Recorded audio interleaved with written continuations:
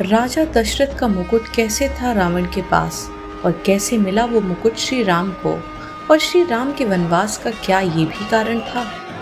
रामायण की कहानी में हजारों ऐसी बातें हैं जिसका विस्तृत रूप से वर्णन नहीं है, पर हम आपको आज रामायण से जुड़ी एक ऐसी बात बताने जा रहे हैं जो शायद ही किसी को पता हो। एक बार राक्षस संभासुर ने पूरे ब्रह्मांड में उत्पात मचा के रखा था और वो सभी पर विजय हासिल करता जा रहा था। यहाँ तक कि उसने स्वर्गलोक पर हमला कर दिया और स्वर्गलोक को अपने कब्जे में ले लिया। इंद्र आदि देवगण सब ब्रह्मदेव के पास गए और उनसे विनती की कि प्रभु, हमें इस राक्षस से कैसे छुटकारा मिलेगा।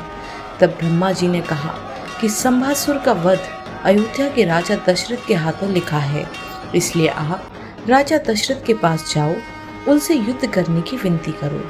इंद्र सभी देवगण के साथ राजा दशरथ के पास गए और उनसे संभासुर के साथ युद्ध करने का अनुरोध किया।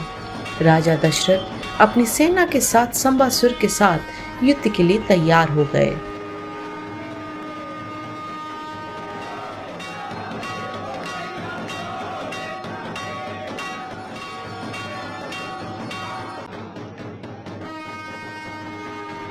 कैकई, जो कि युद्ध कला में पारंगत थी, उन्होंने राजा के साथ जाने का अनुरोध किया और वो उनके साथ युद्ध में गई।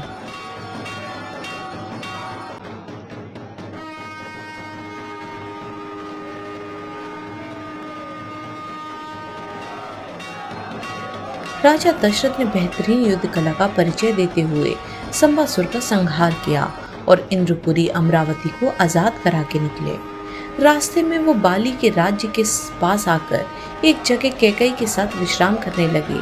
तभी वहां पर राजा बलि आ गए और उन्होंने कहा, हे राजा दशरथ, आपको मुझसे युद्ध करना पड़ेगा, तभी मैं आपको यहाँ से जाने दूंगा। राजा दशरथ, जो उस समय थोड़े घायल थे और थके हुए थे, वो बाली से युद्ध नहीं करना चाहते थे।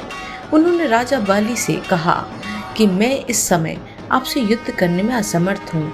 तब बाली ने बोला, ठीक है, तो तुम अपनी पत्नी को मेरे पास छोड़कर भाग जाओ। राजा दशरथ ने कहा, ये तो अपमान की बात है, मैं ये नहीं कर सकता।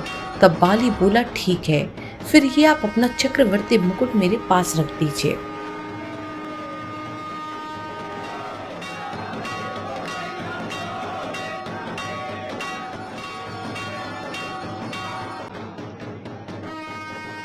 राजा दशरथ ने मुकुट रखना उचित समझा और मुकुट देकर वो वहां से निकल गए और नकली मुकुट बनवाकर अपने दरबार में पहुंचे।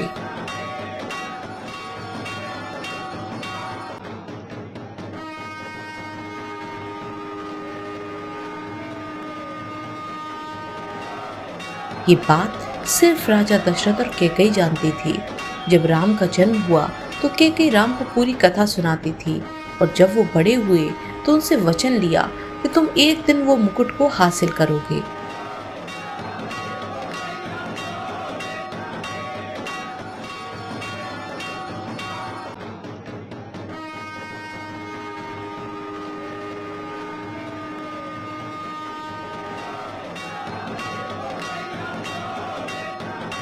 तभी कैकई द्वारा राम को वनवास भेजने का एक कारण यह भी था।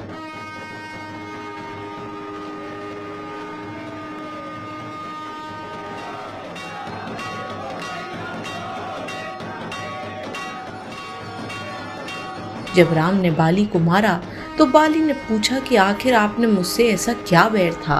तब राम ने पूरी बात बताई और पूछा कि वो मुकुट कहाँ है। तब बाली ने बताया कि रावण के साथ युद्ध के बाद मैं रावण को अपनी कांख में दबाए तपस्या कर रहा था और बाद में मैंने उसे अंगद के साथ महल में बांध दिया। वहां पर वो चक्रवर्ती मुकुट रखा था।